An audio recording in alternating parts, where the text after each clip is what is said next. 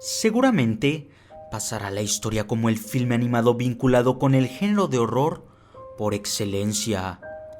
Y es que, aunque prácticamente han transcurrido 10 años desde que vio la luz, Coraline sigue siendo un tema tendencia actualmente.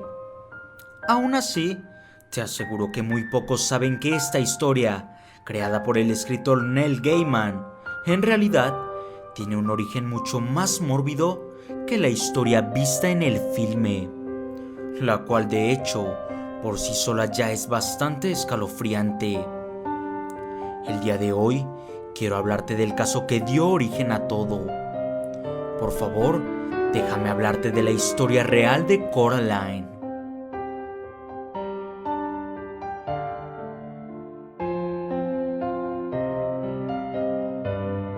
Para comenzar esta historia, tengo que hablarte un poco más de quién la escribió, el señor Neil Gaiman. Neil nació y pasó toda su infancia en Hampshire, Reino Unido, que por aquellos años solo era una pequeña y fría comunidad con muy pocas casas a sus alrededores, rodeada de grandes pinos que durante el invierno se adornaban naturalmente con el blanco vestido de la nieve. Los crímenes en la zona eran prácticamente nulos. Siendo un niño, Neil podía darse el lujo de acampar con sus amigos sin preocupación alguna. Sin embargo, nada es perfecto y la comunidad de Hampshire no era la excepción. En las afueras de la zona vivía una anciana y su nieta recién nacida. La anciana era muy reservada y ciertamente nadie quería hablar con ella más del tiempo necesario. Su aspecto era aterrador, pero no mucho más que las historias que en torno a ella se suscitaban. Según lo que el señor Neil recuerda, se decía que el hijo de la anciana había perdido la vida junto con su esposa en un horrible incendio. Y también se decía que mientras el fuego aún se encontraba encendido, la anciana logró entrar a la choza en llamas para rescatar a su nieta recién nacida. Desde entonces, varios comenzaron a llamarla bruja a sus espaldas, aunque, si me lo preguntas, en mi opinión, solo se trataba de una persona muy valiente que había salvado la vida de su pequeña nieta.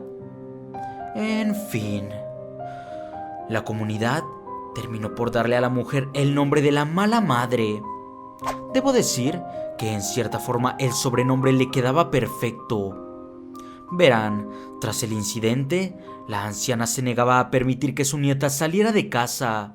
Al parecer, le preocupaba que algo pudiera ocurrirle si lo hacía. De hecho, nadie en el pueblo había visto nunca el rostro de la pequeña. Si no fuera porque de vez en cuando se le escuchaba reír, gritar, llorar o se podía observar la silueta de una pequeña jugando en los columpios, nadie creería en su existencia. Entre los niños de la comunidad, el ver el rostro de la pequeña se había convertido en un verdadero desafío.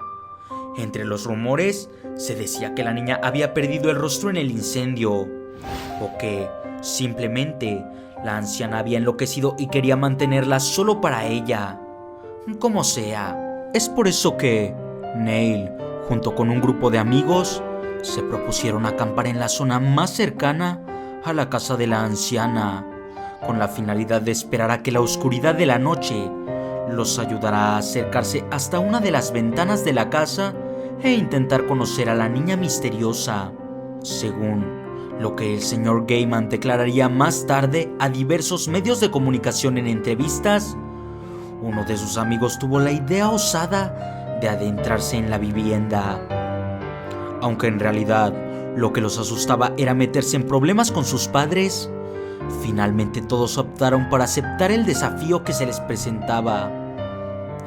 La casa de la anciana tenía esos particulares olores que los objetos antiguos poseen. También observaron pequeñas prendas que confirmaban la existencia de la niña. Los pequeños intentaban encontrar la habitación sin ser descubiertos. Por desgracia para ellos, lo hicieron. Esto no fue como el típico filme de horror. Oh no, el grupo de pequeños encontró la habitación de la niña al primer intento. cosa no muy difícil considerando que la casa solo tenía 4 recámaras. Sin embargo, notaron de inmediato que algo no estaba muy bien.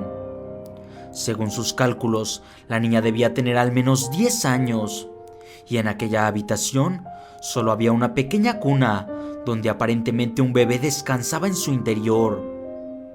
Al descubrir el rostro de la recién nacida, un grito de horror se escapó desesperado de uno de los miembros del grupo.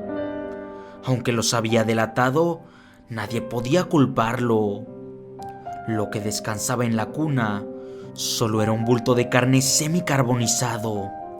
Y sí, es justamente lo que estás pensando.